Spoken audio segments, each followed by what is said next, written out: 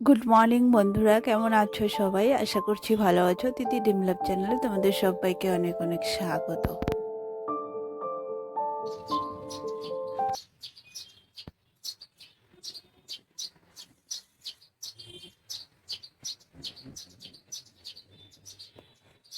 তো বন্ধুরা, সকালবেলা এই যে পাখির এই যে কলতান, এটা মানে সচরাচর আমাদের এদিকে শোনা যায় না। তো আজকে শুনতে পেলাম, এত ভালো লাগলো। তো এটা আর মিউট করলাম না, রেখে দিলাম। তো এত মিষ্টি লাগছে না শুনতে। আমি যখন ভিডিওটা করেছি না, তখন কিন্তু বুঝতে পারিনি। তারপরে যখন ভিডিওটা আমি দেখছি, তখন এত ভালো লাগলো। তো এটা রেখে মিউট করলাম না, এটা রেখে দিলাম। তো এই যে আমি রান্নাঘরে চলে এসেছি। এখন হচ্ছে রান্না করছি, ভাত বসিয়ে দিয়েছি। আর ওইদিকে কালকের মাংস, মাছের ঝোল, ডাল সব আছে, আর ভাতও আছে, বাসি ভাত। তো ওইদিকে রান্না কমপ্লিট হয়ে গেছে, বর কাজে চলে গেছে, আমি চলে এসেছি বিছানা তুলতে। বিছানাটা তুলবো, তুলে তারপরে যাব ওই যে মার স্যুপ করতে হবে, সে টেংরি আনতে। তো চলো।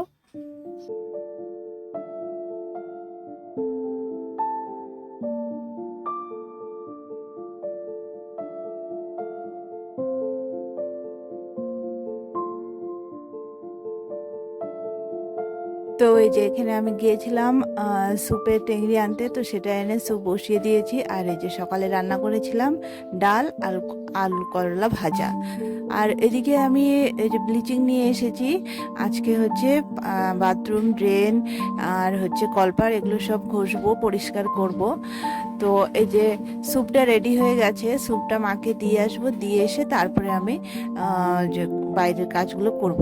আর এদিকে আমি এসে দেখি মানে বর চলে এসেছে কাজে থেকে, ওর আজকেও কাজ হয়নি। তো কালকেও কাজ বন্ধ ছিল, আজও কাজ হয়নি। মানে এই কয়েকদিন থেকে এরকম হচ্ছে, জানো তো। তো কাজ যদি কন্টিনিউয়াসলি এরকম না হয়, তো খুব অসুবিধা হয়ে যায় আমাদের। তো যাই হোক, এই যে স্যুপ এদিকে রেডি হয়ে গেছে, মাকে স্যুপটা দিতে যাব। স্যুপটা দিয়ে এসে তারপরে বাইরের কাজগুলো করব। আর আমি যেহেতু বন্ধুরা সবার সামনে ব্লগটা শ্যুট করি না, তো মানে ব্লগ আমি শ্যুট করি সেটা এখনও কেউ জানে না ব্লগ করি। তো যাই হোক, ওই জন্য বাইরের কাজগুলো আমি তোমাদের সঙ্গে শেয়ার করতে পারবো না। তো তার জন্য আমি খুবই দুঃখিত। তো এই যে মার জন্য স্যুপটা বেড়ে নিয়েছি, এখন যাব মাকে দিয়ে আসবো, দিয়ে এসে তারপরে আমি বাইরের কাজগুলো করব। তো স্যুপটা বাড়তে নিয়ে একটু গ্যাসের উপরে পড়ে গেল, তো সেটা আর কি মুছে পরিষ্কার করে রাখছি। তো চলো মাকে স্যুপটা দিয়ে আসি, দিয়ে এসে তারপরে আমি একবারে মানে বাইরের কাজগুলো সেরে তোমাদের সামনে আসব। তো চলো। তো এই যে কাজ সেরে বাইরে সমস্ত পরিষ্কার পরিচ্ছন্ন করে আমি স্নান করে এসেছি। এখন বাজে ঘড়িতে 4:30। তো এখন আমি ফটাফট চুলটা মুছে নিয়ে তারপরে পুজো দিব। পুজো দিতে দিতে 5টা বেজে যাবে জানি। তো 5টার সময় খাওয়া দাওয়া করব।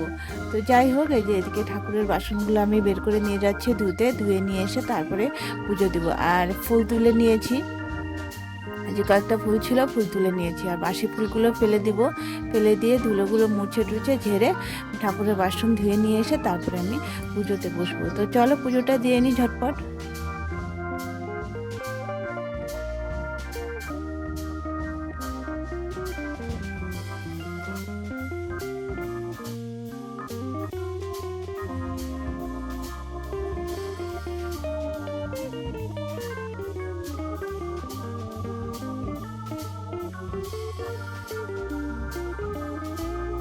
এই যে দেখো বাবা ছেলে কেমন ঘুমাচ্ছে। আমার ছেলে দেখো ক্যামেরা অন করে দেখেই মাথাটা লুকিয়ে নিচ্ছে কম্বলের নিচে, ও মোবাইল দেখছে।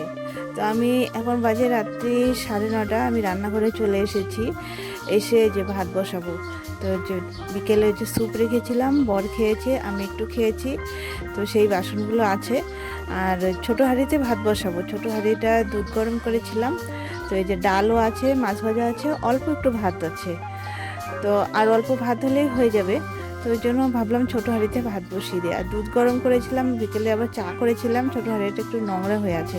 তো সেটা মেজে নিয়ে ছোটো হাঁড়িতে ভাত বসাবো, সেদ্ধ ভাত করব। তো এই যে হাঁড়ি মেজে ভাত বসিয়ে দিয়েছি। তো আজকে না রাত্রে আর কোনো কিছু করতে ইচ্ছে করছে না, কারণ সারাদিন এতটা পরিশ্রম হয়েছে না, সমস্ত কিছু পরিষ্কার, বাড়ি পরিষ্কার করতে, জঙ্গল টঙ্গল সব কেটেছি। মানে শরীরটা খুব ক্লান্ত হয়ে গেছে, জানো তো। তো যাই হোক, এই যে আলু সেদ্ধটা মেখে নিচ্ছি, ভাত হয়ে গেছে ওইদিকে। তো ওদের খেতে দিয়ে দিব, খেতে দিয়ে ওদের খাওয়া হলে তারপরে আমি খেয়ে নিব। তো চলো খাওয়া দাওয়াটা সেরে নিই।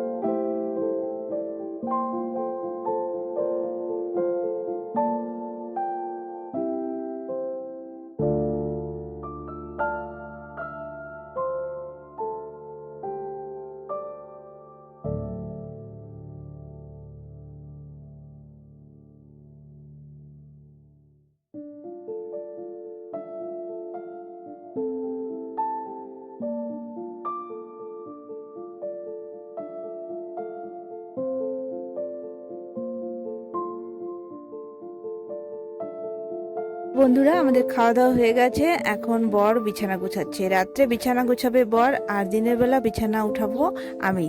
তো চলো আজকের ব্লগটা এই পর্যন্তই। সবাই ভালো থেকো, টাটা।